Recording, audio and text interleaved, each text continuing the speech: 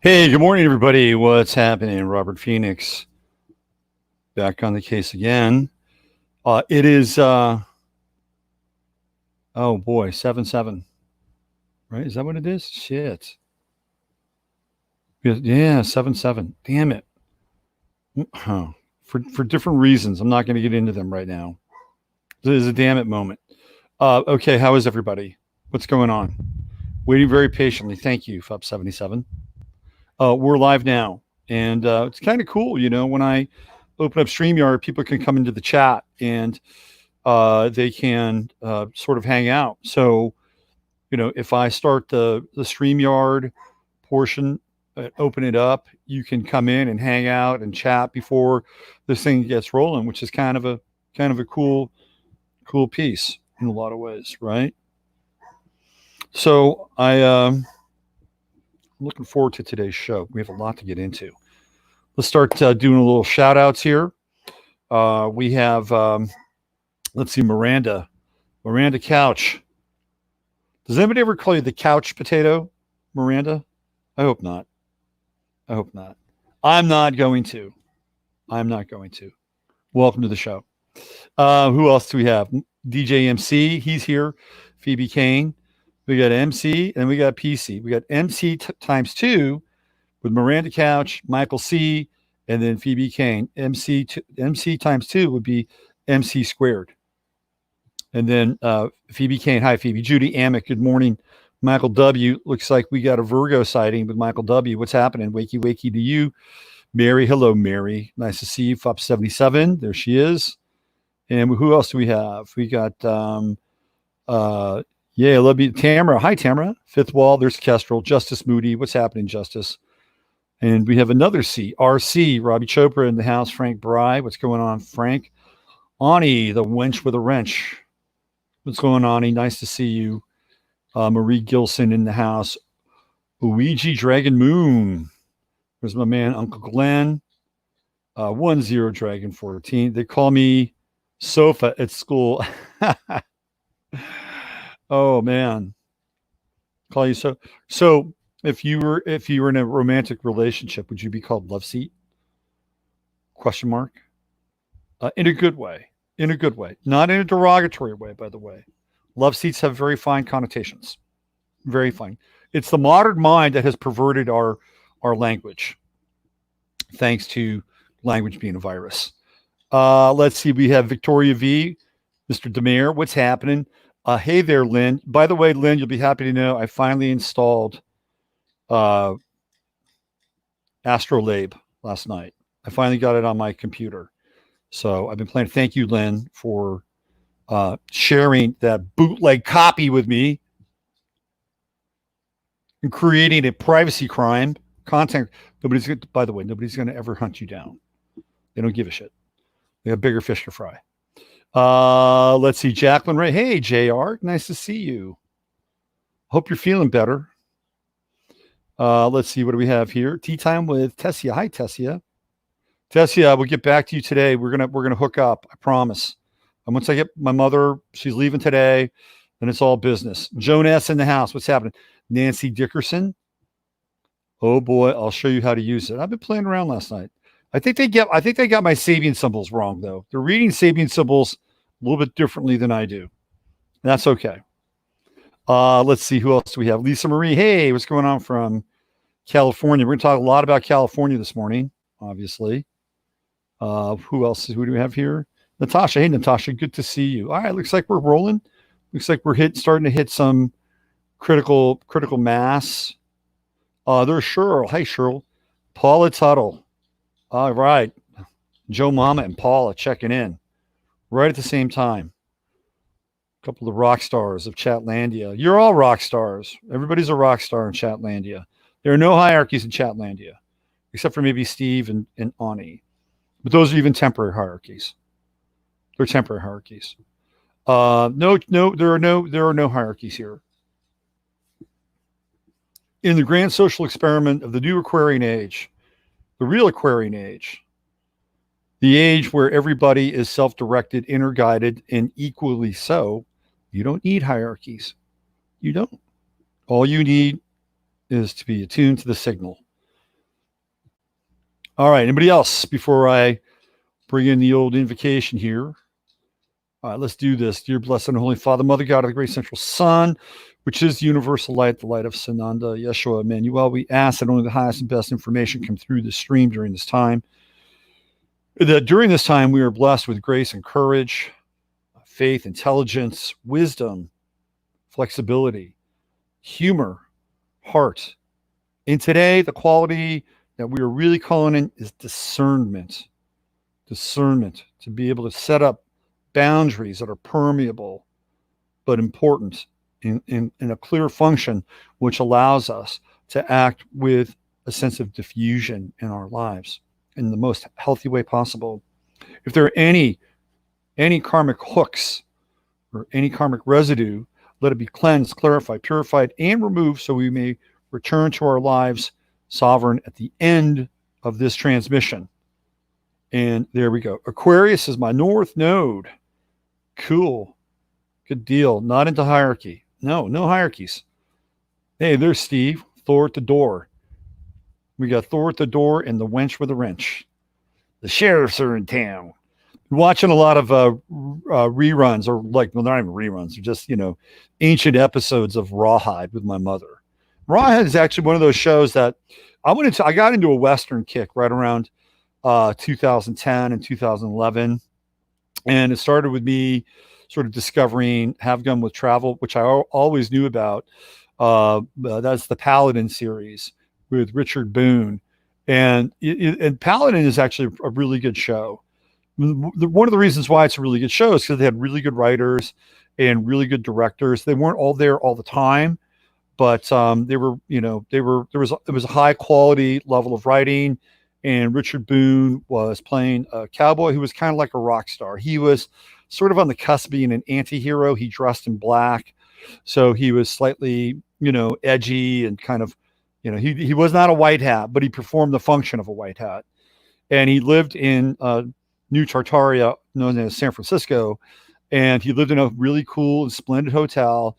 And he had this Asian dude that he called Hey Boy, and he was his assistant. So Hey Boy helped him, and he lived in kind of opulence and splendor. And he was a playboy. He always had like really good looking, beautiful women around him. And then he would read an article in a newspaper, and it would be about something dastardly, or he would know somebody. So what he would do is he would wire a cable and kind of say, hey, I'm coming, or somebody would reach out to him. And his fee was always $1,000, which in theoretical gold rush time was a lot of scratch. So he had a little card, Wire Paladin, and it was there's the refuse guys, and it was the knight on the chessboard. So with Paladin, you have people like Gene Roddenberry writing scripts, Sam Peckinpah directing some episodes, and a lot of really interesting characters flowed through that series, like Charles Bronson, Dennis Hopper. James Coburn on a number of occasions playing different characters. Harry Dean Stanton was in the Western cycle. Buddy Hackett. Anyway, I was really into a Paladin thing I watched almost all the episodes of Paladin because it was interesting, and some of the writing is really good. There's some sneaky shit in there too. There's some sneaky shit. Like there was this one Paladin where you could tell that Richard Boone was just completely smashed. Like he was either smashed or he was like deeply hungover. And it's this one episode where it occurs like somewhere in Nevada. And there's actually like Masonic symbolism that they've kind of embedded in one of the scenes. Like, oh, that's kind of interesting.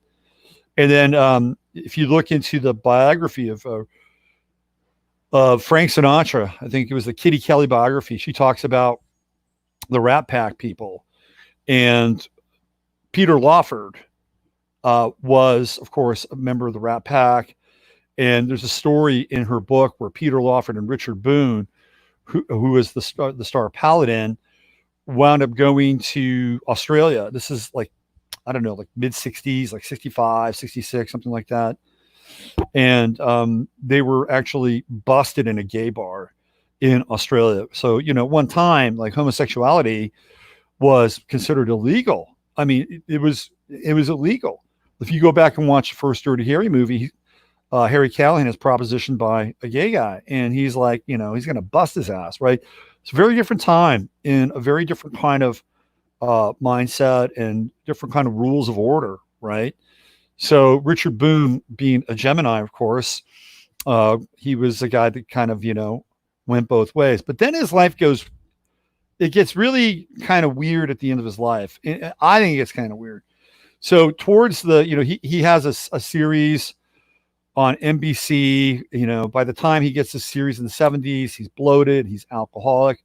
By the way, you want to see a bunch of guys who are really drunk and fucked up making a movie? Watch the movie The Alamo with John Wayne and Richard Boone and Richard Widmark.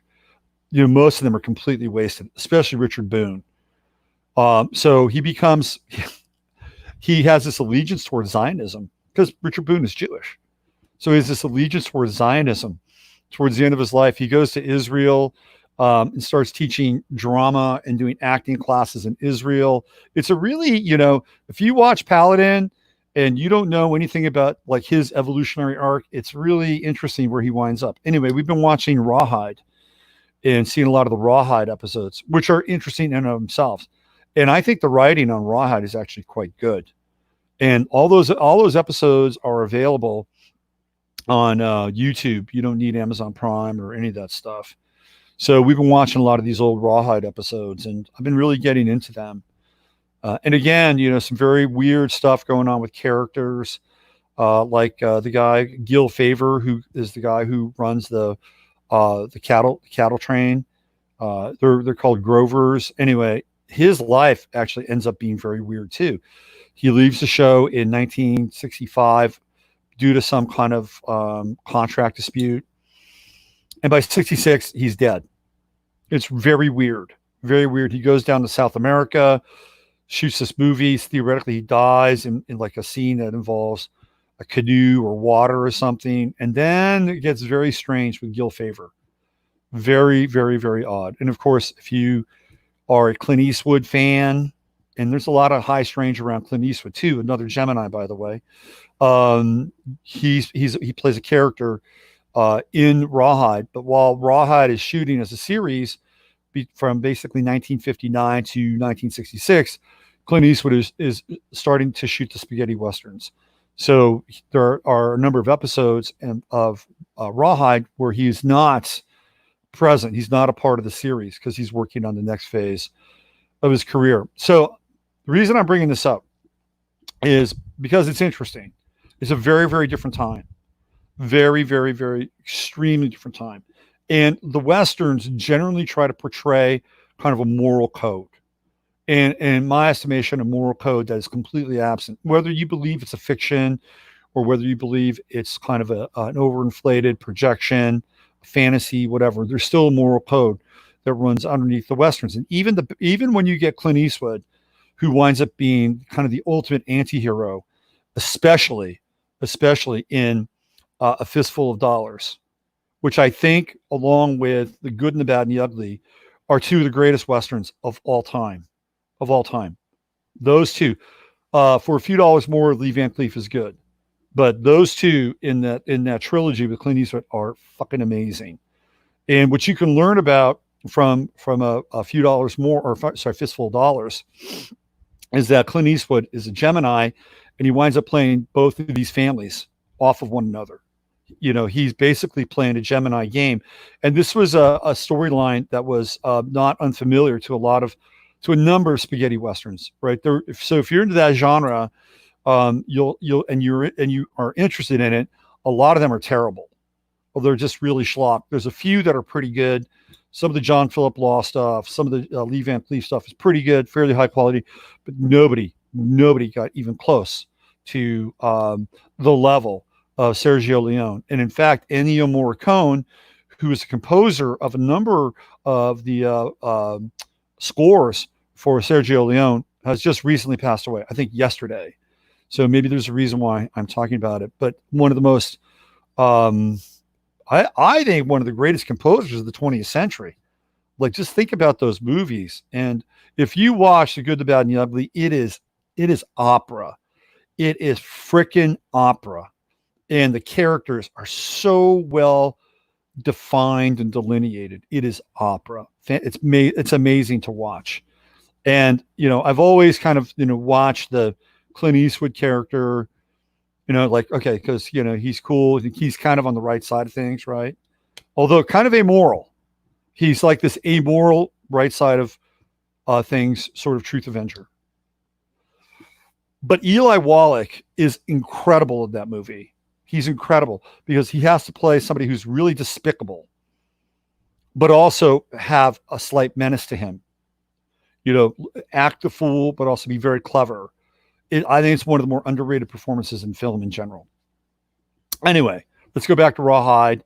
So I watched an episode that was, most of them don't have any commercials, but there was one episode where it's a complete reel from start to finish. You get to see the numbers, countdown. I mean, this is what the networks would get, right? And then the commercials be embedded inside of the production of the actual series. And the way things worked back in like the late 50s and late 60s is that shows would be sponsored by, like, they don't do that anymore. They really don't do the sponsored by, but back then they did. So they had the first half of the show and then they had the second half of the show. And what was really interesting is that the first half of the show, this one episode, was sponsored by Jergens and RCA. Interesting, right? So what are they doing with Jergens and RCA? They're like bringing you in from an advertising psychological perspective with virtue. It's the Jergens stuff borders on vanity, and it's a really fucking funny commercial. This woman, maybe I'll play it tomorrow. I don't have it queued up. So this woman is out and she's having a moment with her boyfriend and they're holding hands and kissing. And all of a sudden this giant lobster claw replaces her hand. And the guy's like stroking this lobster claw. And they say, "Oh, you cracked and dry hands? Does your hand resemble a lobster claw?" And then they bring in the Jergens. And so she starts massaging the Jergens over the lobster claw. But it's a massive lobster claw. And all of a sudden she's got her hand back again. And she's kissable. So it has to do a little bit with vanity, but it's also kind of a virtue, right? Because the quality of Jergens lotion is going to really make your hand feel a lot better, right? It's going to make it a lot better. It's good for you, but guess what? Your guy will want to kiss you. You won't have those gnarly lobster claws that you're hauling around. And then RCA was the other sponsor for the first half of that show. And RCA was very into, like, at that time, of course, TV was just exploding. And their thing was that their TVs were handcrafted and that it was solid state, no circuit boards. Everything was soldered by hand. And then we got into sort of, if you do this and you buy this TV, you're going to have less problems with it. And it's really interesting to watch the TV. It was littered with like vacuum tubes and all kinds of stuff that are just archaic. And I'm not saying what we have now is better, by the way. I'm just telling you, like, talk about a reset. We've already gone through one reset. We've gone through the analog reset to the digital reset. That's already happened. So we have virtue. Oh, look how well constructed this TV is. Oh, look how good this lotion is for your hand. And by the way, you get to ditch the lobster claw. Then in the second half of the show, there are two different sponsors. Okay. So they get you in with virtue. And in the second half of the show, they get you with vice. Because the two sponsors in the second half of the show, vice is in the name with one of them. Viceroy, right? Viceroy. So vice is interesting. It's an interesting word. It's like a vice grip. You put something inside of it, you apply pressure, you'll squeeze the shit out of it, right? That's what a vice grip is. And vice is also connected to tertiary, right? It's a tertiary expression. So we have the president and we have the vice president. And vice, in some ways, is also connected to virtue. So vice is, in some ways, an anti-virtue or a lesser virtue. So if we think of the president as being virtuous, then the vice president takes on a different connotation in and of itself, especially with Mike Pence, by the way. So the other connotation with vice, of course, is that it's something like it's akin to a sin. A vice is akin to a sin. And Roy is king. So viceroy, it is the king of vices. Very interesting. It's a very interesting name for a cigarette. That kicks off the second half of the show. And they show just how great Viceroy is because of all the filtered cigarettes. Some are light and some are heavy, and it's right in the middle. So you want to start smoking those Viceroys. And then the other sponsor is Miller High Life, right? It is the champagne of bottled beers. So they're elevating Miller High Life. And there's a big thing where their couples going out to eat, and all of a sudden it's their anniversary, but their friends show up and they bring a big box of pizza and they bring a cooler of Miller High Life. So you got Viceroy and Miller High Life in the second half of the show. Starts off with virtue, moves into vice. All these things are their strategy. They are marketing and psychological strategy. And the really funny commercial at the end is kind of a portent of things to come. Because this is, again, right around 1963, 64, and the world is about to flip. Okay, we're about to be thrust into the MK Ultra cannon. And it's an advertisement for Mounds candy.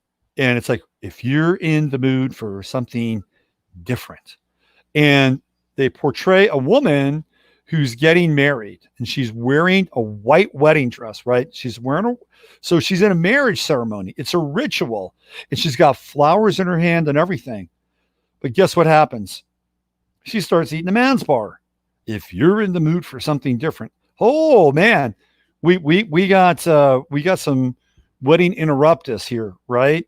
This is what's happening now. And she's wearing these goofy glasses. She's a blonde-haired woman. If you're in the mood for something different. So it's like, okay, stop the presses. I'm not gonna just walk right down that aisle. No way, man. I'm gonna stop to have a Mounds bar because it is different. It is not like the other candy bars. And she looks different. She looks goofy and she acts goofy. Well, the woman who's in the commercial is Elizabeth Montgomery, who will go on to play Bewitched, right? A witch. If you're in the mood for something different, we're going to give you something different. And this is her entree ultimately into having her own TV series. I'll play some of these tomorrow so you guys can have a look at it, right? Sometimes you feel like a nut. Sometimes you don't. Yes. Everyone should be talking more about Ghislaine's sister and the DARPA connections. Israel. Okay. She is, the Ghislaine Maxwell is the top of the list today. I may as well get to it. But before I do, I could spend 2 hours on Ghislaine Maxwell. Before I do, I want to play you a few things because the title of today's show is about the pushback. We're seeing some blowback, and it's like kind of significant blowback. So I want to play you something from the sports world because most people in the sports world are just mockingbirds. They're total mockingbirds. You know, when Black Lives Matter happened, it was the same. Shannon Sharp, Stephen A. Smith, Max Kellerman. It was all about, you know, the woke party line.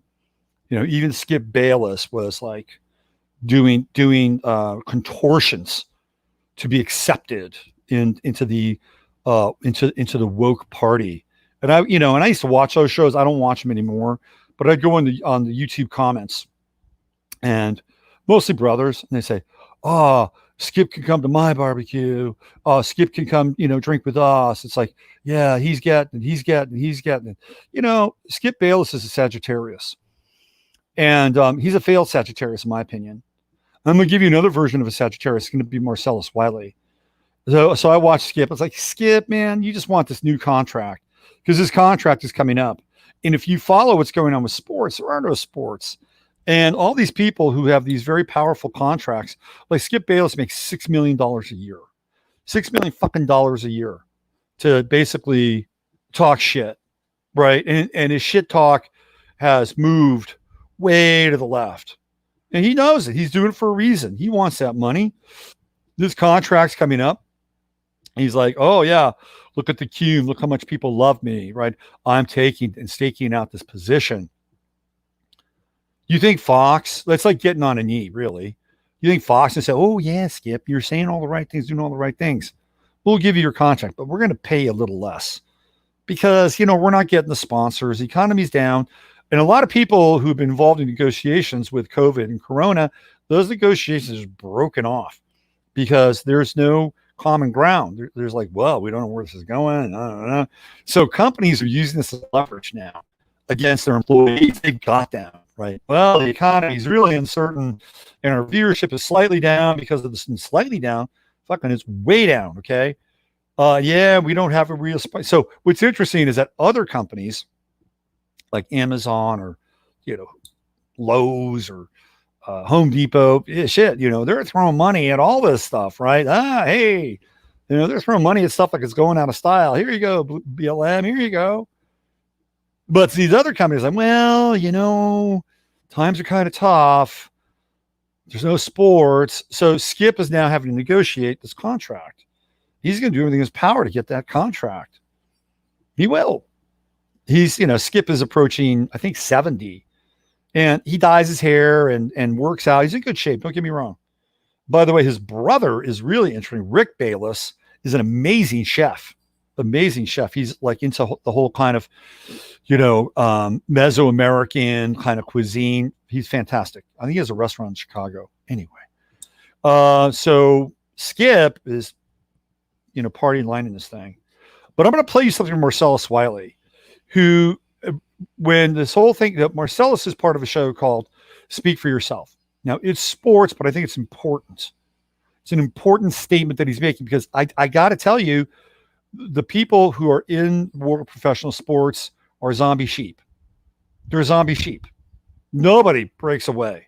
But Marcellus is a Sagittarius. And I was watching his shows. Like Jason Whitlock left speed, and I like Jason Whitlock.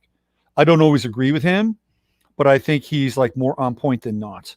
And I don't think he really sees the big picture. He doesn't really need to, but he's that lone voice, which is the contrarian. And I appreciate that about Jason. He got kicked out of Fox. He had a contract negotiation come up. I guess they decided that they weren't going to, go their own, they were going to go their separate ways, right? Whatever. He was on Tucker Carlson last night, by the way, if you want to check him out. So Marcellus, who's his partner, is now kind of running the show. And I used to see Marcellus around San Diego. He used to play for the Chargers. He's a very, very bright guy. He grew up in Compton. He had a dad. I mean, this is a big deal now, right? He had a father. And his relationship with his father and his mother and his family kept him out of a lot of the stupid shit that he saw happen to his friends and buddies. Another guy who's really successful from Compton. I don't like him nearly as much as I like Marcellus. It's Richard Sherman. And Richard Sherman, guess what? Had a mother and a father. And Richard Sherman wound up going to Stanford, and he's a really bright guy. I think he's a woke asshole. I've never really liked him, but I respect the fact that he's been a good player, a fierce competitor, on the wrong side of a number of issues, in my opinion, and also a liar. Like, he lied about Baker Mayfield.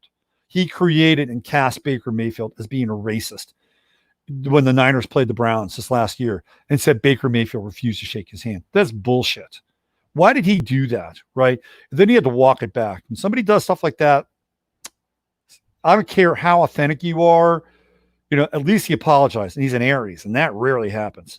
So that there was like some serious pressure for him to make a statement. Anyway, Marcellus went to Columbia University, Ivy League grad.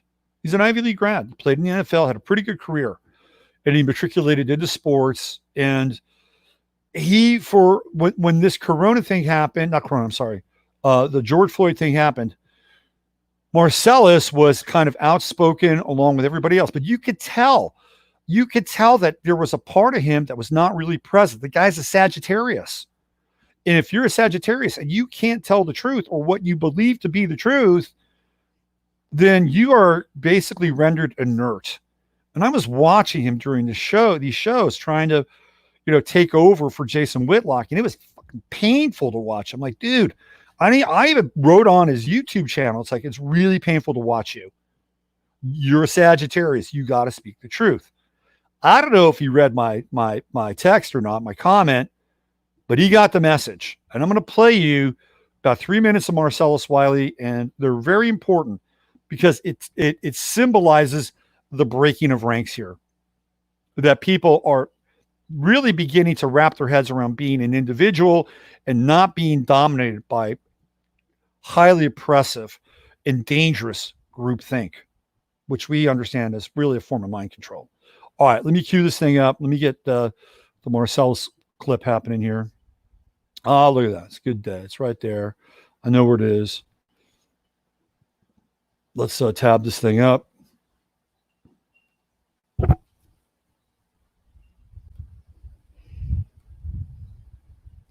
Okay, here we go. This is Marcellus Wiley talking about the molecular structure of Black Lives Matter and why he does not agree with it.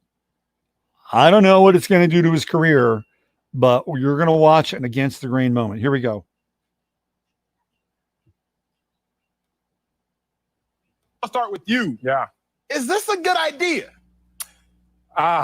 It's not a good idea. I do want to give the players credit for their flex to even get this to be more than just an idea, but something that's going to be in reality. I give the players that. But let me just stop here for a second. What they're talking about is that the NBA is going to have this bubble tournament, and they're going to paint Black Lives Matter. They want to paint, the players now are basically running the NBA, and they want to paint Black Lives Matter on the courts where they're playing, and each of the players will have statements. They'll be able to have statements on their jerseys instead of their names. And I'm wondering just how far the NBA's willing to let them do this. Right? I wonder what the most radical and extreme statement would be and that they would allow. We'll find out. Here we go. there's a problem with when you start to go down this road of the freedom of expression, freedom of speech, and how much social space is allowed for those who don't support in that same space. And that's where I wonder where this is going to go in terms of identity politics. We know what identity politics does. It divides and it polarizes. No matter how you want to look at it, that's just the effect of it, no matter how great the intentions are. And we all know the road to hell is paved with good intentions. So it's an interesting play right here. I don't know how many people really look into the mission statement of Black Lives Matter, but I did. And when you look into it, there's a couple things that jump out to me. And I'm a black man who's been black, and my life has mattered since 1974.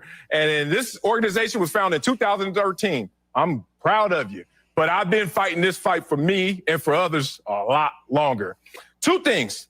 My family structure is so vital, important to me. Not only the one I grew up in, but the one I'm trying to create right now. Being a father and a husband, that's my mission in life right now. How do I reconcile that, what I just told you, with this mission statement that says, quote, "We dismantle the patriarchal practice. We disrupt the Western prescribed nuclear family structure requirement." When I know statistics, when I know my reality, forget statistics. I knew this before I even went to Columbia and saw these same statistics that I'm going to read to you right now. That children from single parent homes versus two parent homes. The children from the single parent homes, this is in 1995, I was reading this. 5 times more likely to commit suicide, 6 times more likely to be in poverty, 9 times more likely to drop out of high school, 10 times more likely to abuse chemical substances, 14 times more likely to commit rape, 20 times more likely to end up in prison, and 32 times more likely to run away from home. I knew that. You know why I knew it? Because a lot of my friends didn't have family structures that were nuclear like mine, and they found themselves outside of their dreams and goals and aspirations. So when I see that, or as a mission statement for Black Lives Matter, it makes me scratch my head. When I also see their mission is to eradicate white supremacy. In 2020, white supremacy is the mission. Woo, that's a lot of digging through minutia right there. I am on a show that I'm hosting along with another black guy who is hosting with me, who replaced another black guy.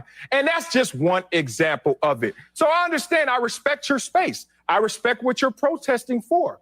But will you respect others who don't support that same protest? Boom. There you go. And if you don't think that that's a big deal in the sports world, right, you don't understand the sports world. It's a world of conformity. Because when you're on a team, you have to conform by and large. right? I mean, Marcellus took a big, he took a big move there. He made a big move because sponsors are tied to Fox in FS1, which is a division of Fox. If Marcellus had not been a so-called black African American male, I guarantee you, if it was that guy in the center, right, that pasty dude in the center, also known as Rick Bucher. See you later, Ian. Have a good day. He would have been on a train out of town. They would not have waited to the end of the show to fire him. They would have brought somebody right onto the set and just picked him up by his collar and taken him out. Melbourne is back in lockdown. Yeah, get used to the lockdown shit. It's coming. We'll get into that, right? We'll get into that a little bit. So there you go. Like, there's a voice of reason. There's a voice of sanity. And it's coming from inside of the so-called black community. And he's a father. I've seen pictures of him and his kids and stuff. Right? Tip of the cap, Marcellus. Way to wake up. Way to not be uncomfortable. Way to be authentic. All right, I'm going to show you another version of this. And this is somebody who's not as well known as Marcellus Wiley. Okay? But important nonetheless. Let me go in here and find the right. Where are we? Is this it? Oh, this is some other weird shit.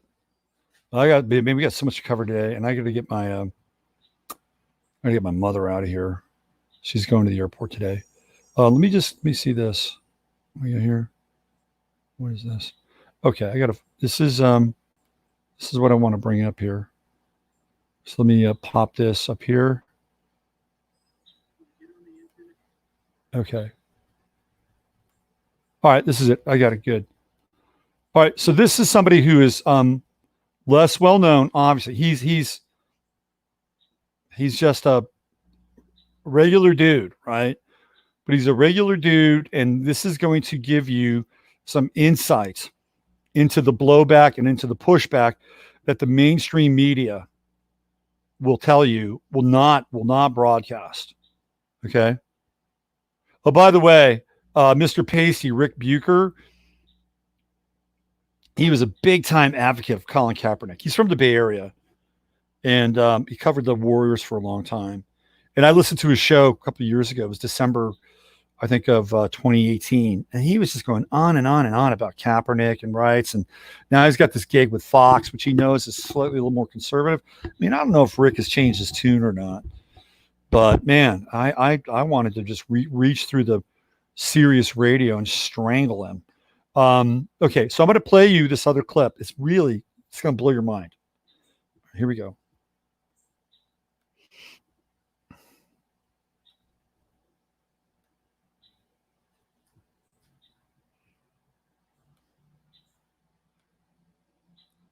All right, check this fellow out. Here we go.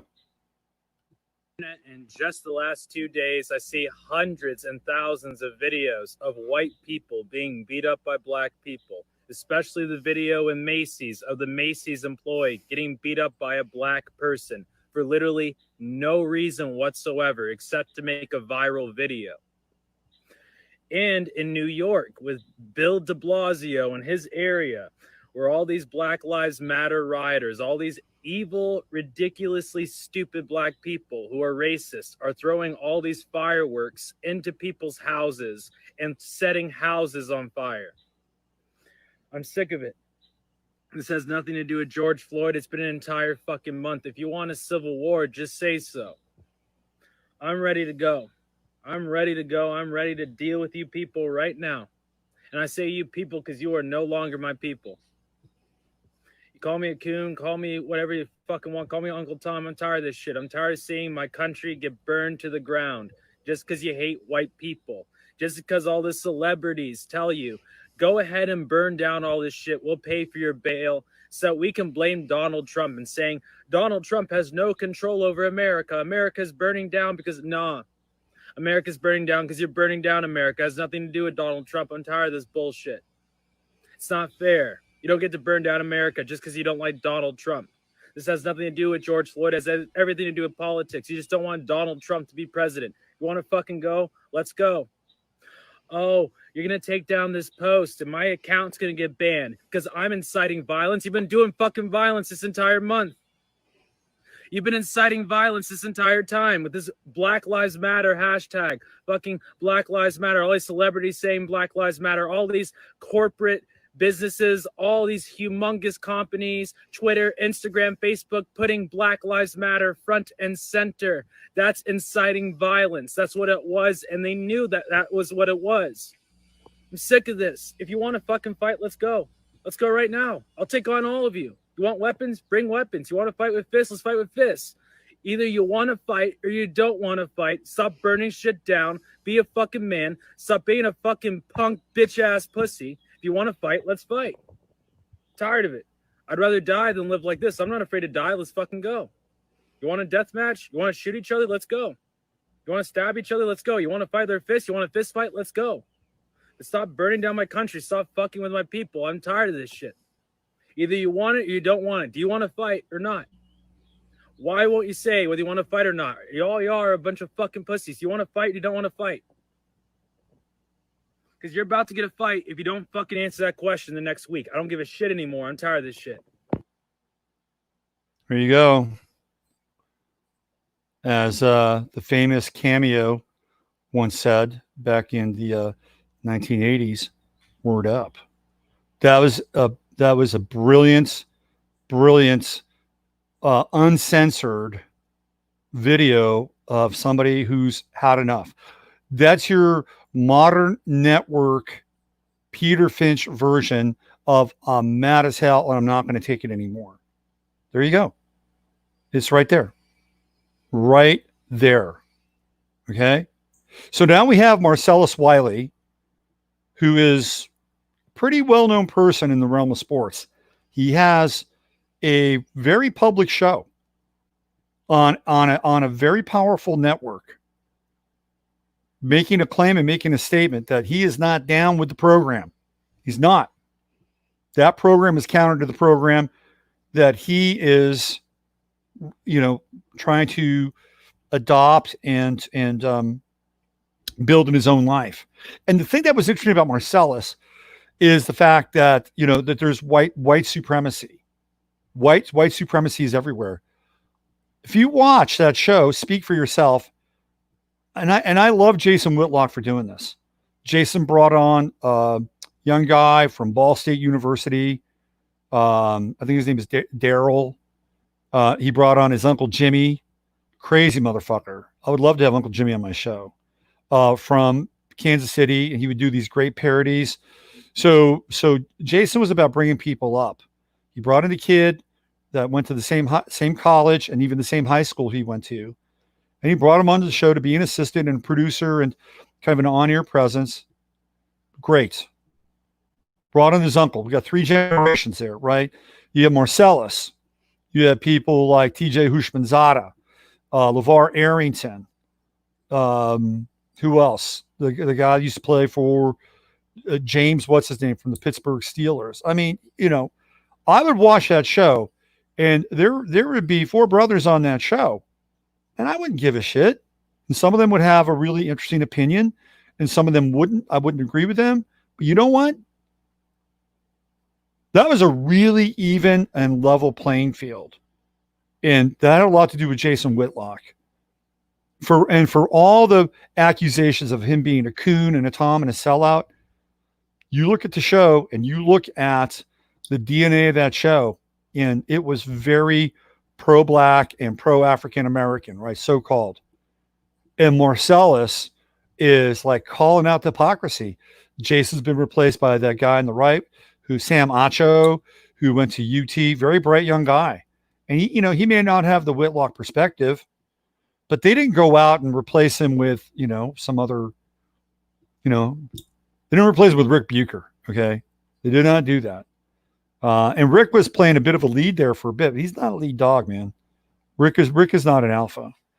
So, props to Jason. I'm sorry. Props to Marcellus, and props to that young man to say that with heart and conviction. Just say it with heart and conviction. Now, those are two individuals, right? Two individuals. But when individuals get together, they create a group. And guess what now? There's a group forming out of this. And what is it called? It's called mass resistance. Now, anytime we see a group, we have to be kind of cautious. Who's in the group? Who's behind the group? Who's driving the group? Like, what is the DNA of the group? So, from what I understand about mass resistance, it is, kind of slightly semi-leaderless, but the guy who's running mass resistance tends to be a quote unquote right-leaning, supposed Jewish American male. Do with that what you want. Okay. Do with it what you want. Remember, when we look at people, we look at groups, there's a tendency to typecast and say everybody from this group is bad. Nobody from this group is good. We see this right now. All white people are bad. All white people are racist. It's systemic, right? It is a systemic thing.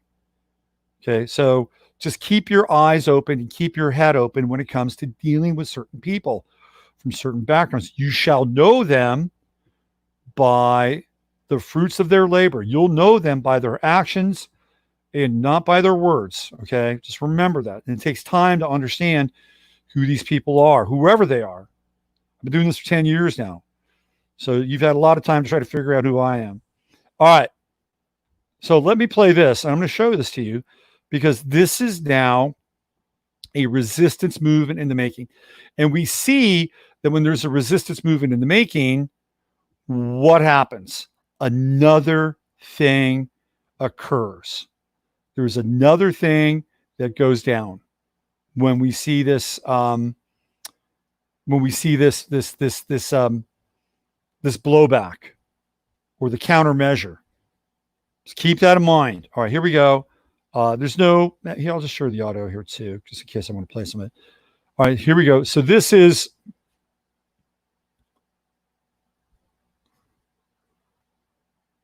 This is mass resistance, pro-family activism. Okay, so if you dive into this world, just put your high beams on. That's all I'm saying. But enough people here. This is from July 6th, so this is yesterday. And we're seeing all lives matter. They're in El Segundo. So BLM had taken over City Hall Plaza to protest and announce the list of demands of the city. When mass resistance came with equal numbers of counter protests, they didn't know what hit them. So again, this is from a website, and they're saying that Black Lives Matter has been terrorizing cities across America with their menacing protests. Yeah, with a little dose of Antifa, little Antifa topper, many of which have become violent. They have been. Their irrational political demands, their intimidation of public officials. They call for defunding or drastically weakening the local police force, changing the names of local landmarks, removing statues, and various radical changes to local government. Conservative groups often respond by holding separate pro-police rallies, which have little effect. But our side never comes in equal numbers to directly confront Black Lives Matter. Goons and radicals, now mass resistance is changing that. El Segundo, a California community of about 16,000, the famous song by a tribe called Quest, I left my wallet in El Segundo, situated next to the Pacific Ocean, just south of Los Angeles International Airport. It's been nicknamed Mayberry by the Sea for its cozy small town atmosphere. The city has recently seen a number of left-wing movements coming in to disrupt the peace and tranquility of the town. On June 25, a local mass resistance activist contacted us. He and others were very upset that BLM had announced they'd formed a chapter in El Segundo and were planning a protest and demonstration outside City Hall on June 27th, 2 days away. BLM also announced that they were going to present a list of demands on the city police department, the city government, and the local schools. Local schools, right? They got a list of demands. It's going to hit the police department, city government, local schools. Wow. That's ballsy. We decided that this needed to be confronted. Conservatives have been sitting on the sideline for too long. Our national organization director, Arthur Shaper, there's your guy. I haven't looked into him. If you feel so motivated, there's the name. Got right to work. He rallied mass resistance activists in El Segundo and the surrounding area. Okay, remember, both sides. People will control both sides of the dialectic. Okay, just remember that. It's a major theme. It's a nice looking Akita. Look at that dog. Okay. And what a counter protest it was at the local, as the local newspaper reported, mass resistance activists came and took over. So here we go. Shortly before the planned start time, there were more demonstrators in the plaza who were opposed to the cause, some holding all lives matter signs. Then there were protests reported Black Lives Matter movement. That changed. The demonstration got in full swing, eventually attracting 50 people to each side. The original demonstration carried on, even as counter-protesters shouted over speakers. No BLM had ever experienced that. So here you go. There's your mass resistance. 50 people. It may be small, but it's a significant ingress into the political debate. People are starting to lose their fear around this thing. You know, whatever with this, right? Whatever with that. But these social justice warriors are used to bullying everyone. That's true. They're bullies. They're bullies. They are bullies. All Black Lives Matter. Defund Planned Parenthood, not our police. She's a nice mask wearer, isn't she? Here we go. They're squaring off now. I don't know who this person is. I don't know who this person is. But they got some serious psychic warfare going on there. Serious psychic warfare. El Segundo is a sundown town. So, oh boy, sundown, meaning it's on its way out, right? The sun is setting. El Segundo is, so they're basically saying, look, your time is up.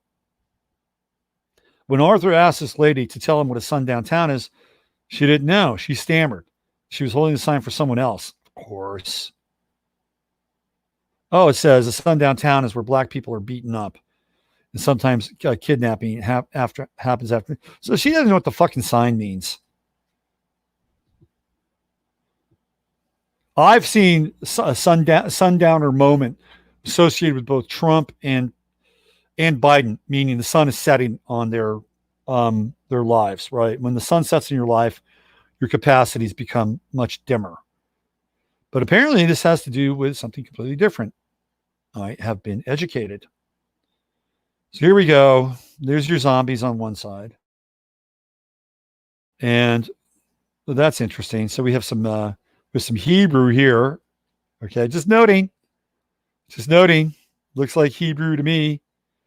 So for all of you lovers, there's some Hebraic. I don't know what side they're on.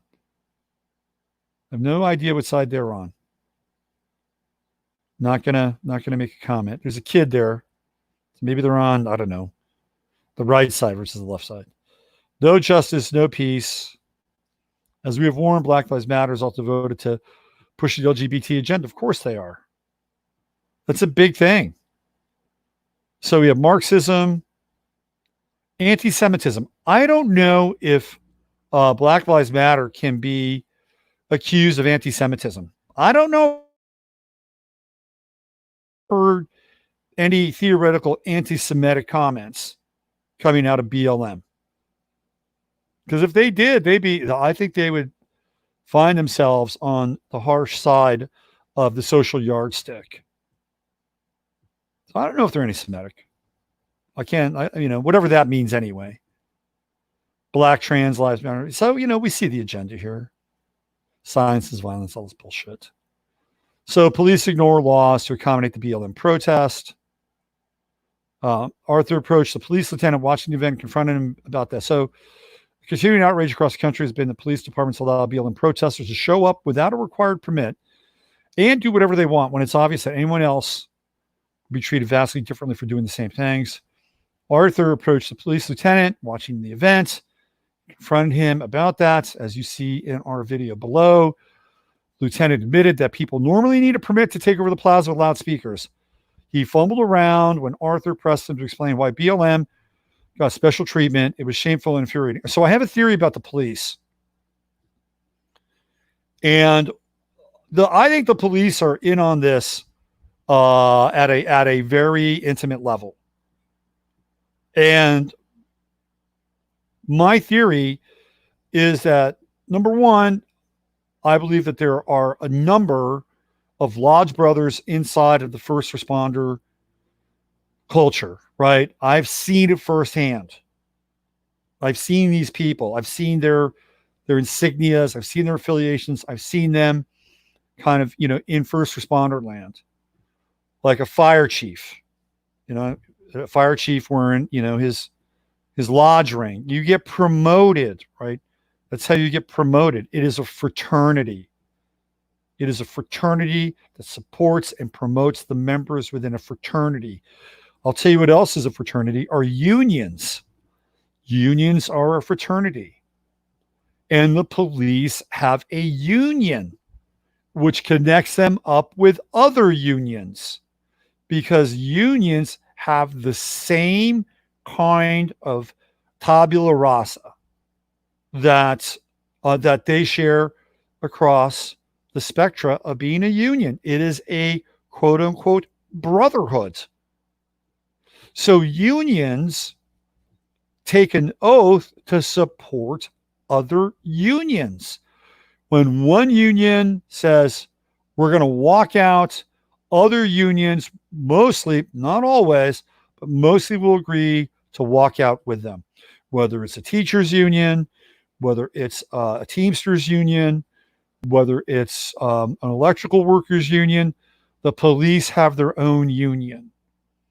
And because of the fact that they are a union, they are, by their own relationship, connected to other unions. And what does Black Lives Matter support? Black Lives Matter supports unions. Oh, we got a yellow jacket here. He's drowning. I'm gonna try and save him. He's in the this water bowl. One died. Give me a second here.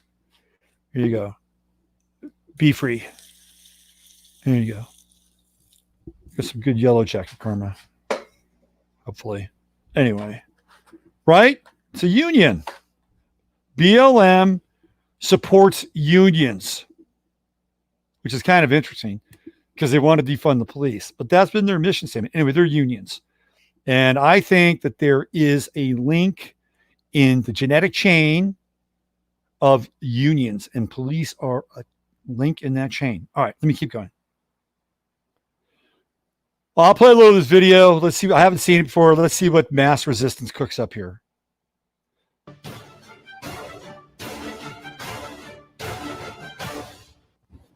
Ooh, so you're the head of El Segundo for Black Lives? Hey, you're the organizer for El Segundo. Oh, got it. Okay, sounds good. And you live here in El Segundo? Oh, wonderful. Got it. Okay. So, can I just ask this one question? Are you well, this one? Do you want to defund the police department? No, we don't. Okay. Thank you. All right, you answered it. You did. Get the fuck out of here. There we go. So I spoke with the head organizer, and he said, well, we don't want to defund the police. No. That's what he said. The BLM guy. So I don't know. Well, this is interesting. He said he didn't want to defund the police. That's what he told me. Well, that's news to us. Yeah. Okay, wait a minute. That's why we're here. So tell me, they've been saying defund the police? Yeah. Oh, yeah. Oh, okay. So could you come with me really quick? For what? So I'm going to ask him, and you're going to tell me what you've heard. Okay, so these two are the organizers for El Segundo for Black Lives. Uh-huh. Now, so I won't say your name, but you're an El Segundo resident. Yes. So I just want to say to the two of you, she just told me that you guys have been asking to defund the police. It's yeah, I don't. I'm a little confused because he said to me that they don't. I've got him on record. He said, oh no, we don't want to defund the police. Let's fast forward. Let's see what's up here.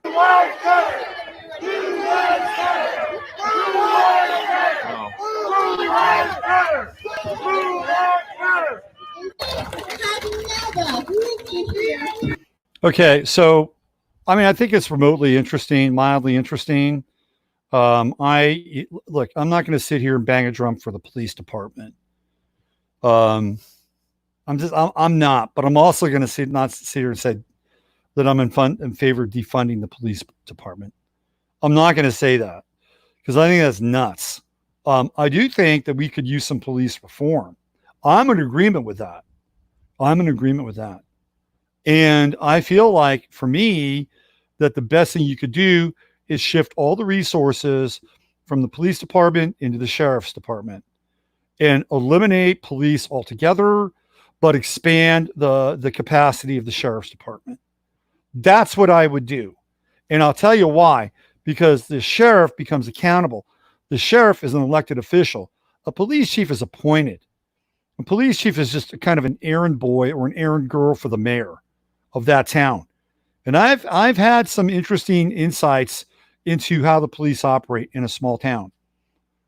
So I know for a fact that here they have taken somebody out of the police department, they being the city, and they have moved that person into a position of being a deputy inside of the sheriff's department. Because what they want to do is they want to have one of their people on the inside and eventually running for sheriff so they can control both the sheriff's department and the police department, which is, kind of insidious. But of course, we know that that's how these things work. Hey, I got these new glasses. What do you think of these new glasses? They're not really like, what do you think of these? I got these are readers. They're not great on the screen, but kind of really not bad for long distance. Anyway, I just got them today.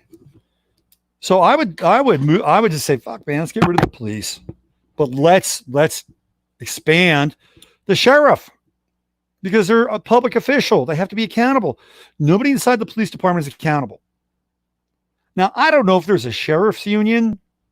I'm not aware of that. I haven't looked into it. We know that there's a police union. There's definitely a police union. So if we want police reform, we want that. Just say, look, guess what? You guys will have an opportunity to move over here into the sheriff's department. You can become deputized. We're going to deputize you guys, and you can be deputies. There's your new role. They don't even have to lose their jobs, right? You transfer the funds, you transfer the money, you work out a deal with the county, boom. But they don't want that. They don't want that because they want to be able to control the police. They do. Because the city has control over the police. They may have minor control over the sheriff if they have an inside man. Okay. The other ones look better. Well, these are my official readers. The other ones I got for things that I can do at a distance, right? And if I need to read something, okay. All right. Too much troll talking the show, but the report is legit. What else do we have here? Paulette says, I live in a small town. Read Nextdoor app notifications. Local people are asleep. They're asleep. They're waking up. They're waking up slightly, a little at a time. They're getting there. They're getting there. Let's see. And sheriffs pledge the Constitution, not the local government. Exactly. You want to make police reform, get rid of the police, deputize as many as you can, move them into the sheriff's department, problem solved. They're accountable to the people. They take an oath. Now, theoretically, the cops say an oath to the Constitution. I don't know about that. I've watched a lot of James Freeman videos. That's what he says. I'm not sure about that. I've never seen a police officer being sworn in. Okay? They haven't been sworn in. Let's see. Those people at Mass Resistance, they should not be wearing masks, by the way. Get the fucking mask off. Put a K on the end. MASSK. Mask resistance. Complete the loop. All right. I want to get into Ghislaine Maxwell a little bit. I got to take my motor to the airport. That's on the docket today. So a lot of shit is going on with Ghislaine Maxwell. And I'm going to try to do like a more beefed out show tomorrow, which includes, by the way, a very interesting kind of wrinkle in development that Bill Barr's father wrote a science fiction book, like a crazy science fiction book about the Epstein experience. I'm gonna give you guys the link so you guys can like devour this before I get to tomorrow's show, because I really don't have time to go into this in depth today, but I'm going to send you down a rabbit hole, which is, I think, a really, really good one. And I think, Rick Wiles and the guys from True News, you either love them, hate them, respect them. I've heard people say that Rick Wiles is, just this Shabbos goy. I don't believe that. This guy got kicked off of YouTube. I think he's, I really like Doc Burkhart on this show, and I think they do really good research, and they take risks that other people in other shows just don't take. So I'm going to show you the link here. I'm not going to play any of it, but I'm definitely going to send you down a rabbit hole. So there you go. You want to go, and I'll leave this link in the show page. So this is all devoted to a book that William Barr's father, Donald Barr, wrote called Space Relations. And this is not, they made this, they overlaid Jeff Epstein. This is the original cover. So it says, Space Relations, A.G. Barr's dad wrote sci-fi book foreshadowing Epstein child sex ring for global elite's pleasure. There you go. Former OSS officer. So Donald Barr has intelligence agency connections. Imagine that. Wrote while principal of the elite Dalton School, the same academy that hired college dropout Jeffrey Epstein to teach spiritual mathematics before his infamous debut on the world stage as Mossad's chief molester. We also address the rest of his accomplice, Ghislaine Maxwell, and the claim she is ready to trade the names of rich and powerful pedophiles in exchange for her freedom and survival. Okay. So, Ghislaine Maxwell, she was his handler. She was his handler. And I think that that's pretty clear because she comes from an intelligence background, right? Comes from intelligence background. Yeah, this Blue Lives Matter stuff. Whatever, man. Blue lives matter. Sure they do. They do matter. All lives matter. And I hope I don't get banned for that. All lives matter. Every single life matters. That's the beauty of being on this planet. And that's a tough thing to wrap your head around too. When it's an easy platitude. It's a very easy platitude. But when you wrap your head around that, boy, that's a big dharma. Yes, Barr's father hired Epstein. Just to keep that straight, right? Okay. So there's that. Right. That's a rabbit hole. I'll put the link to that. Here's another very interesting development. Super, super interesting. Here we go. Oh, I'd love to see Marina's take on that stuff. Okay. So this is another piece here that is kind of mind-blowing and has some very interesting tendrils, and it's starting to really take root. So this is the massive medial maelstrom. McCann, Mandelson, and Maxwell. So this is from June 9th. I think this might have been the turning point here. I think this is where things might have gotten a bit sketchy for Ghislaine Maxwell. Matthew Steeples highlights how the Mandelson media method is very much in play in both the case of the Prince Andrew Jeffrey Epstein connection and the renewed interest in the Madeleine McCann disappearance. So here we are. We're going to go right down into this. So here we have, this is Jeffrey Epstein with Peter Mandelson. This is in St. Bart's. So this is near Epstein Island, right? St. Bart's. I mean, was that Epstein Island? St. Bart's? But it's right there, right? So they're in the zip code. Or aren't they just having a wonderful time? Here you go. In 2009, private investigators from Jared and Kate McCann issued an e-fit to the media of a woman they believed could be potentially significant to their investigation. She has never been found, but speculation online, entirely unproven as accurate thus far, has regularly included she looks remarkably like Ghislaine Maxwell. There is no suggestion that this is one and the same woman, but it would be ever so helpful if Miss Maxwell came forward and cleared this up once and for all. It's a pretty interesting connection, right? Here's Prince Andrew. There's Peter Mandelson, Lord Peter Mandelson, and of course, Prince Andrew, thoroughly linked to the Epstein case. Who's this? The late Sir Clement Freud. Clement Freud. Interesting. That's him. Mandelson there. Who do we have here? So we have Jerry Mandelson left. With Jerry left. Kate McCann. So Kate McCann is in this picture. Isn't this interesting? There's Kate McCann. Let's see. Is that her husband? And here we have Ghislaine Maxwell. Now, this might be, or what do we have here?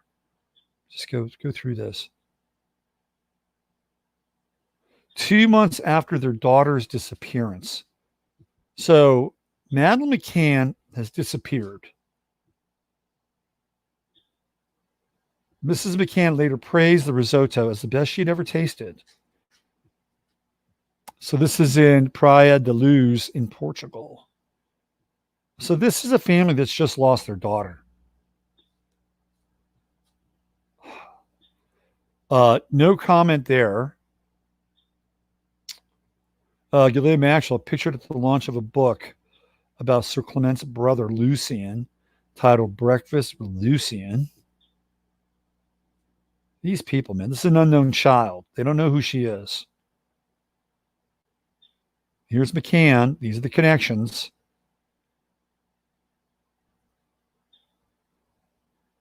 Interesting. So the whole Madeleine McCann thing is, again, it's another rabbit hole. And you have to ask yourself, was the whole event staged? Did the McCann stage the disappearance of their own daughter? Were they in on it? Do they actually know who her daughter is?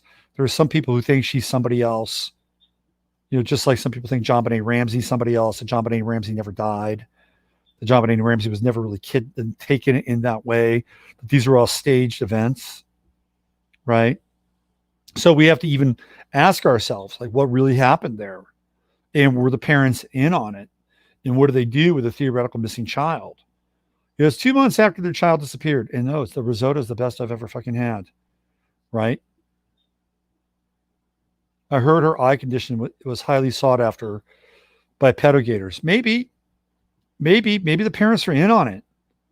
I don't know. I'm not saying I know. But I have read Kathy O'Brien's book, and I know sure as hell that her father was in on it with her and sold her out. Right? These MK Ultra families will sell out their kids. So it's how it happens. It's how it happens. And they may stage something to make it look like something's actually happened, when in actuality, did that thing really occur? Or did they stage the event to make it look like it happened? You know what I'm saying, right? I mean, look, we gotta be really smart about this shit. We just can't take things at face value or surface value. We're way beyond that now. We're way down the line. Then there are the other two pictures of the guys who were also theoretically there, looking a lot like the Podesta brothers. I've seen those pictures, so have you. I know you have, if you follow this stuff. Let's go into Chatlandia. Let's see what we have. Donald Barr's book, Amazon 2 stars, cost $400. Whoa. Where are the arrest photos of Ghislaine Maxwell? Very good question. Piers Morgan being outed too now. I wouldn't be surprised. No evidence at all for arrest, just media saying so. Good call.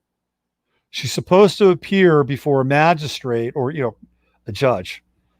I'm thinking all like Anglophile now. She's supposed to appear before a judge on Friday. That's going to be the public appearance, theoretically, of Ghislaine Maxwell. But I'm going to show you another picture. It's going to be weird. It's a weird picture, and I'm not saying the two are connected, but I'm going to show you another picture just to give you an example of how people resemble each other and look like each other. Give me one sec here. Hold on. All right, so I got to line this thing up here, and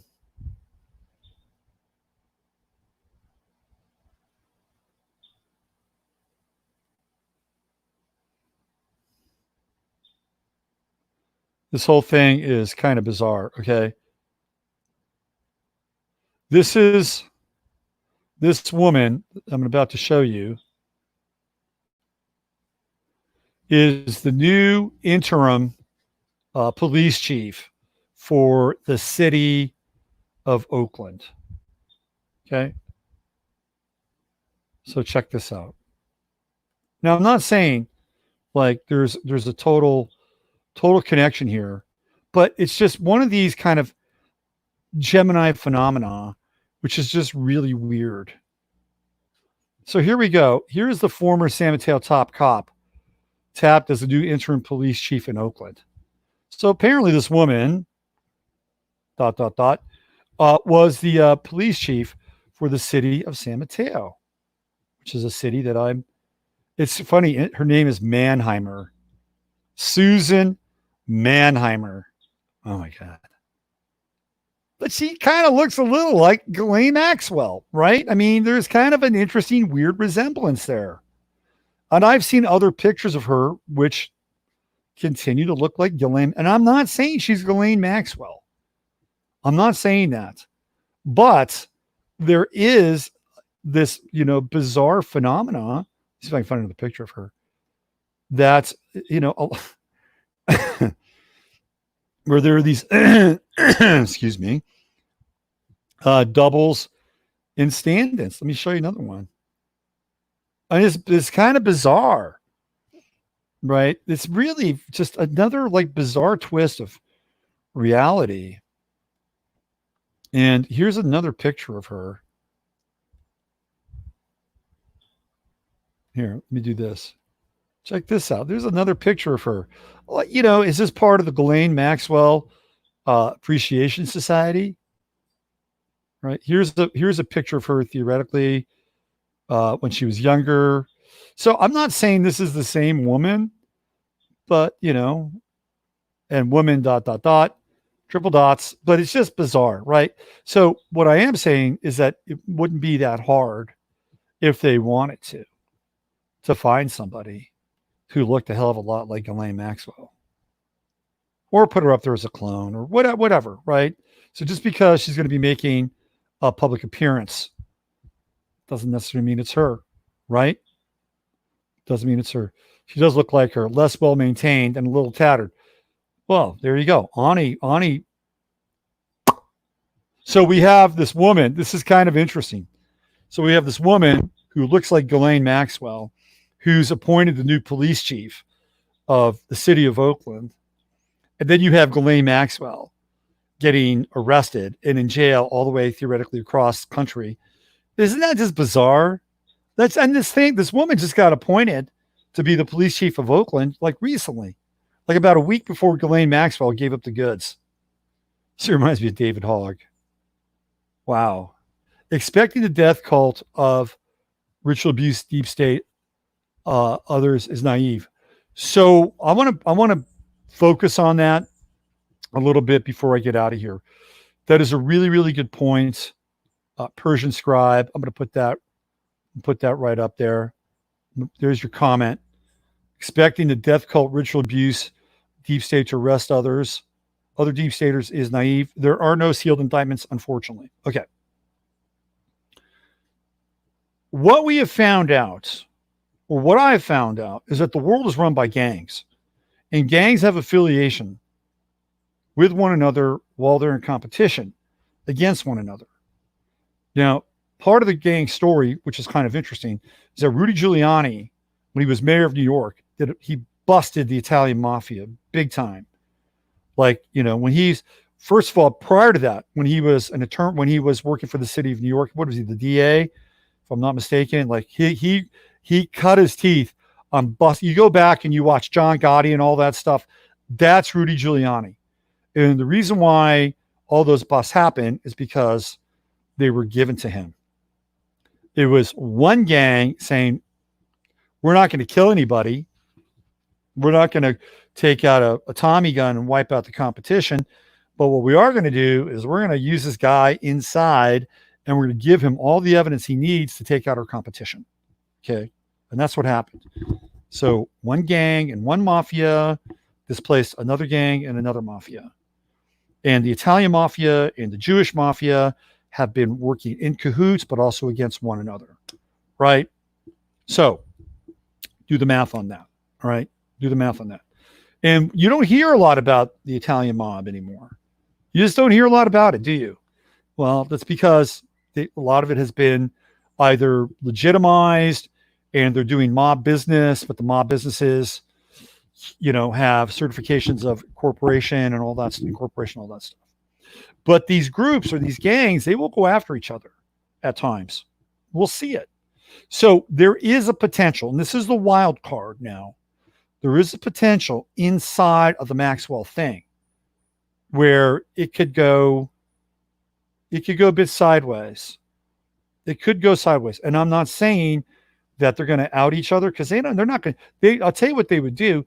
They would essentially blow up the world, which is kind of what they're doing, by the way, before their little scheme and scam could be outed and people could see just how deep this thing runs. Like, they will crash the Western economy. They would even go so far as to invent a bioweapon to, launch upon the people and make people, succumb to these draconian measures and to stay at home and have all these things going on. Oh, gee, maybe that did happen.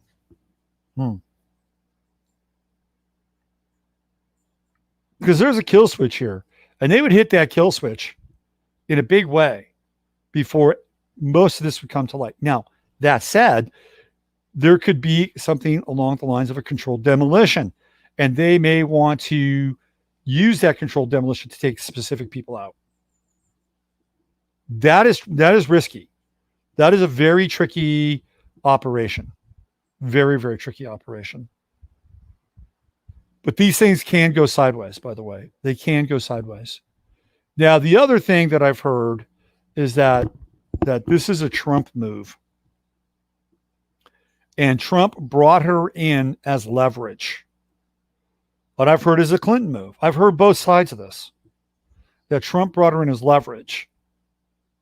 And the leverage being that Strzok, Comey, the people that did the unmasking, that he would force Barr to actually take action on these people. Now, I don't know if that's true or not, but that would be a Trumpian move. That's a leverage move.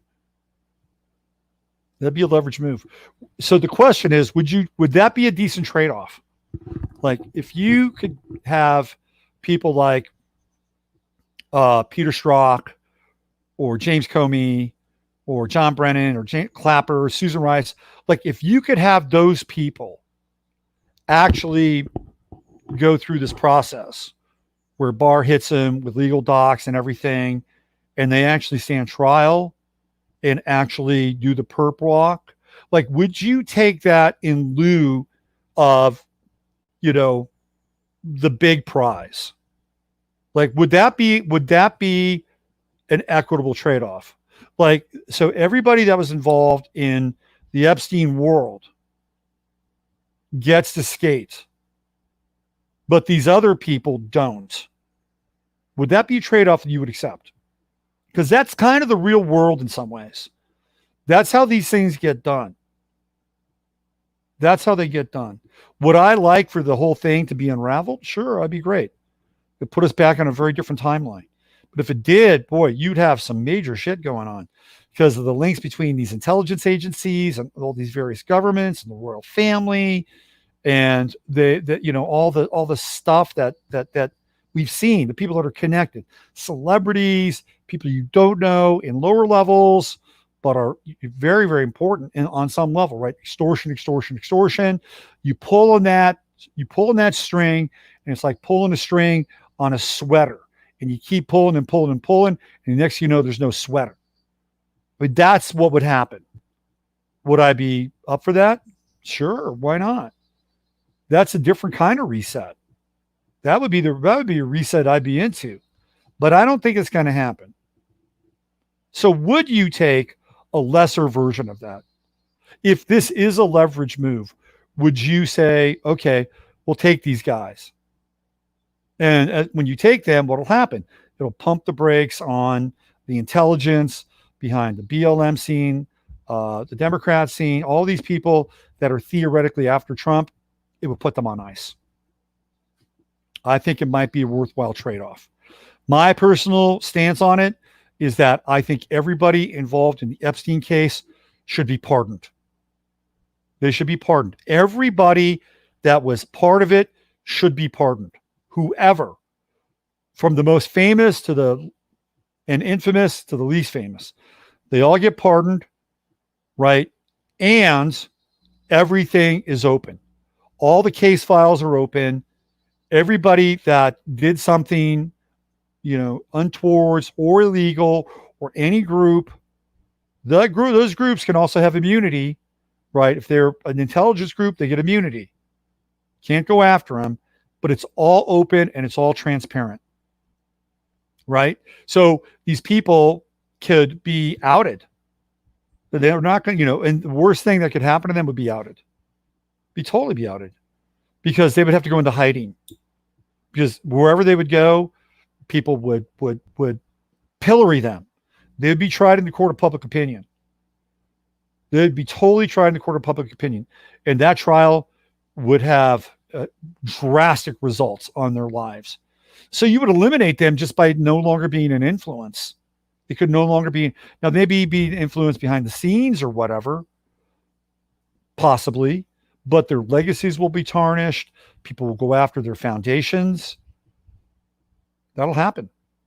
So that would be my strategy. Pardon everybody, give them all immunity, and then make it all public and let the public deal with them.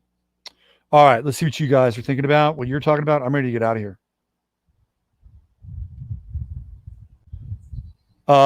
Let's see, pie in the sky. It's a pie in the sky, but that's how I would handle it. Like, that's how I would handle it, because they're exonerated. They're exonerated. Like, no civil suits, no legal action. Theoretically, they get to keep everything they have, but they gotta be on the planet, walking around, looking at people. Court of public opinion. That's what I would do. That's what I would do. Because they could theoretically say, oh, gee, look, I'm exonerated. See, I'm not guilty. Right? Whatever. Frame it however you want. I don't see how the British royal family survives once the Queen passes. Will she pass? I don't know if she'll pass. How old is she? Who is she? What version of the Queen are we looking at? Don't agree, Robert. They have destroyed too many lives. They should be locked away. Yeah. I don't think it's going to happen. I don't think they're going to get locked away. I don't think they're going to. And if they've destroyed too many lives, why even keep them around? Right? What are you going to do? Are we going to pay tax money to keep them alive because they've destroyed too many lives? Is that reasonable? You're going to pay tax dollars to keep these people alive, feed them, and what kind of conditions would they be put in? I guarantee you that they will not be in the dregs of one of these supermax prisons. They do their time in kind of a country club prison. They've got too many connections and too much money. I think it's a good sentiment, but you let the public deal with these people. I'm telling you, man, it will be merciless. It'll be merciless. And the public will go after everything that they have. right? They'll go after their, whatever. Then you can keep it. We're not going to take anything away from you. We're not going to indemnify, right? We're not going to indemnify your foundations or your NGOs or anything like that. We're not going to do that. We're not going to say just because you've reached a level of immunity that those things are immune. No, we're not going to do that. So people will go after them. If they wanted to, right? If they wanted to, people could sue those entities. They go after those entities. What would happen? Just think about this now, because Bill Gates, his name, he's connected to Jeffrey Epstein. What would happen if what I'm talking about happened? Just that alone would completely deflate Bill Gates and his vaccine mania. Totally. He wouldn't have a leg to stand on. At that point, you don't need to lock him up. You've just pumped the brakes on a major depopulation and control program. Boom. Done. All right. Let's get out of here. Truth will never be public. I don't know. I'm not going to sit here and say never. I will never say never. I will say that the predominant historical record is that truth is revealed when it's convenient to be revealed, often at the expense of one person or one group, so it supports another person or another group. That much we know. Truth is a commodity on the marketplace, right? But I'll never say never. I will hold out 1%, 2%, 5%. Because when we do, we invite the universe, we invite Logos to participate in the radical reorientation of how we view reality and even how truth is expressed. Okay.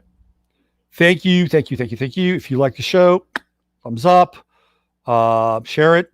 If you like the show, we're doing great. We're getting about 170 people here on a daily basis. And that's with YouTube not notifying people. If you do not get notifications for the show, all you need to do is go into my YouTube channel, which is this one, 15 Minutes of Flame, and bookmark the channel. Put it in your bookmarks. I'm usually here between 8:45 and 9 o'clock. I try to get there maybe around 9:10, 9:15. Just start checking around 9 o'clock. Click on that. Very good chance I'll be here. And if I'm not here, I'll be here soon. Okay, so keep that in mind.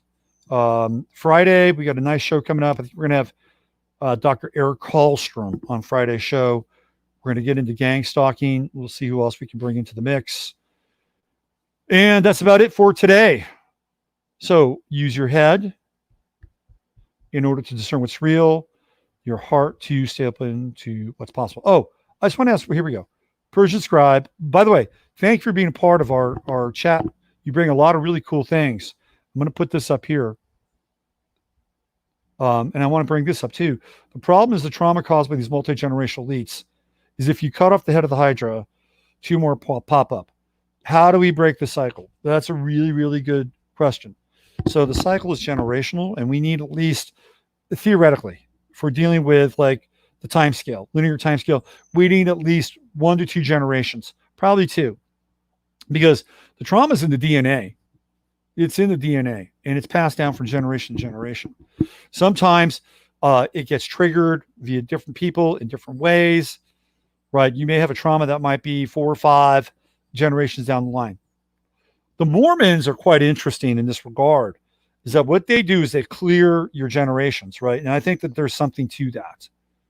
And I'm not saying go run out and be a Mormon, but I think people kind of need to look at how you do that stuff on your own level for you yourself. And I think that in the grand scheme of things, it's the cosmic moment. It is the spiritual reset, not the physical reset, not the economic reset, but the spiritual reset. Because remember, when they're talking all this material shit, look, we got to have a reset, and COVID-19 brings us an opportunity to do that, right? What are they really talking about? They're talking about a physical material manifestation of a whole other operation. Yeah, we are in a reset mode. Let's just be clear about that. And they know that, right? They know that we're in a reset mode. And what do they want to do? They're going to want to run out Agenda 21. That is their version of the reset mode. They want to capture the narrative and turn it into a materialization of the reset. What we want to do is we want to turn into a spiritualization of the reset. And that reset is with you every single day. Reset, reset, reset, reset. Okay? All right. I'm out of here. Have a great day, you guys. I'll see you tomorrow. Bye for now. Robert Phoenix, signing off. 15 minutes of flame.